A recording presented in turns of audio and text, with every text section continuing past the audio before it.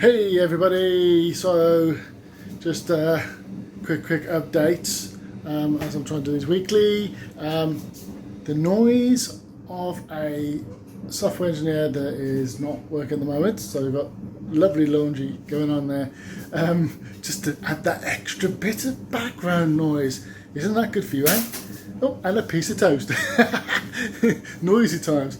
So I just want to do a very quick update at the moment because it's actually Friday. I may add to this over the weekend, but I was thinking of doing another video because update wise this week. So after this will be the third week of now, I still haven't gone through this. You know what? One of the training I was going through, there is like 40 or 50 hours worth of training, it reckons, which when I only get half an hour to an hour a day, I'm not going to get 40 to 50 hours worth of training done. No, I need this a full week. But because of my previous experience, obviously I pick things up a little bit easier when it comes to programming, only because I've done it for so long. So this week, I've actually I did some of the training at the beginning of the week. I haven't done it for the last 2 days. I think the last one I did was the difference between final and const, which was quite interesting actually, because const has been something that I've used in many programming languages, and final is a keyword I've only really used more when I've moved into sort of like the C# stuff, not as a keyword for variables though. More of a when you're doing a try catch block. But final was quite interesting because it's a constant value or variable, but it's initialized on object creation.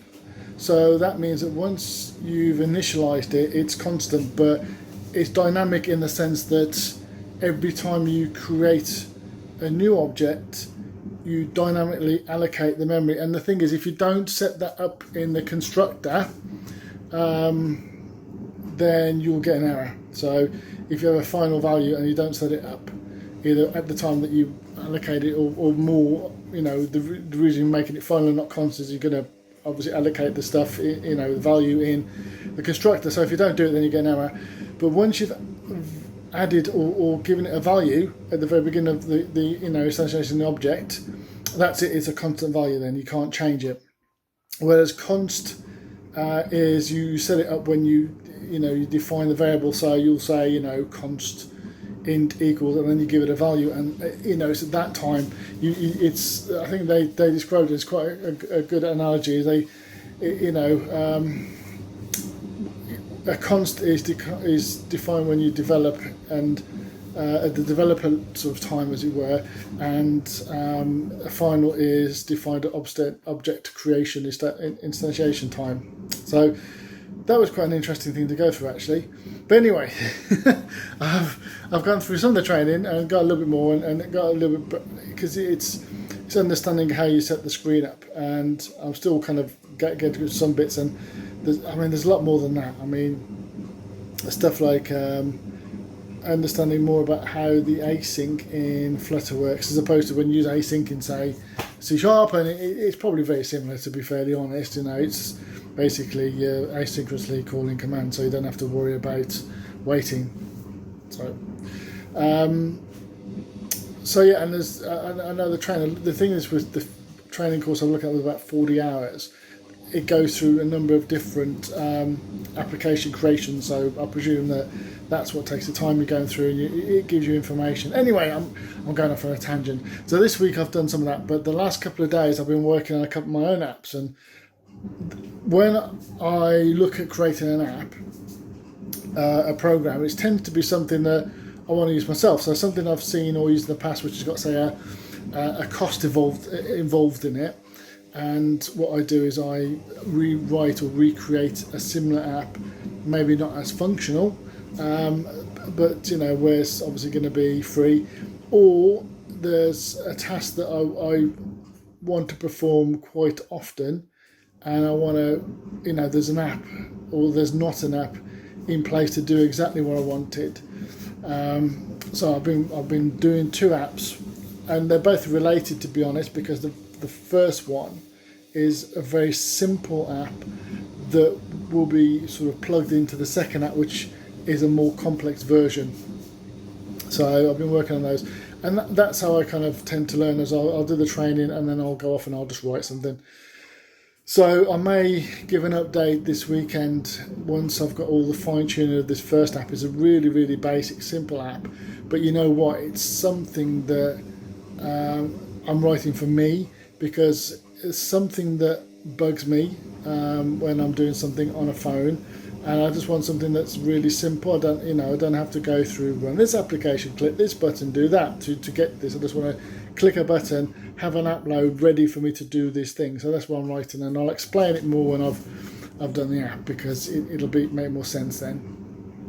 But yeah, so that hopefully will be cleaned and up enough. I'm testing it using the emulator at the moment, so I will test it on my phone, but I'll plug it into the App Store. I'm going to do it on just Android for the moment, but once it's released I will talk more about that and just give you a bit of an idea. It's just like a first app.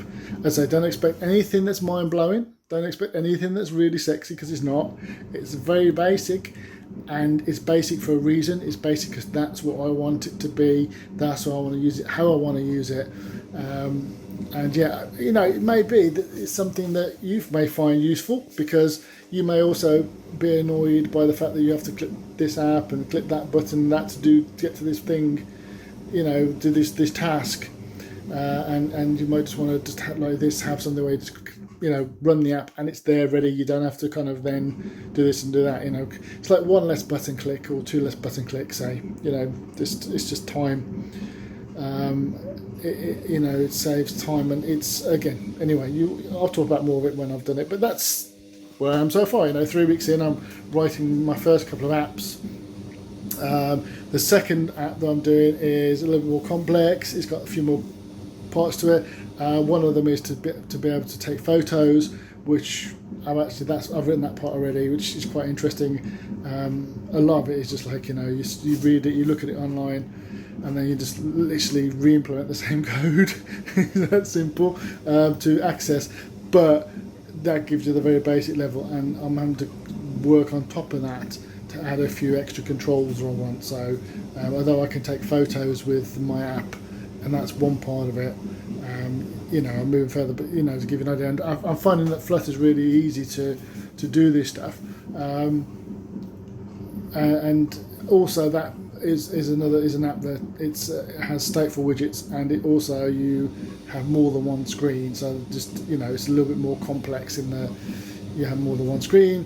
That said, the basic app has form inputs, and it also then has to do something with that. So with each one of these things I learned something new. So 3 weeks in, I'm finding it's, from my point of view, it's to a point where I can start writing stuff now, and I would be quite happy to say, I could start working on basic Flutter apps for someone else. But again, you have to remember, I've been doing development for 23 years, so it's not as if I'm just off the. I understand there are other elements to research and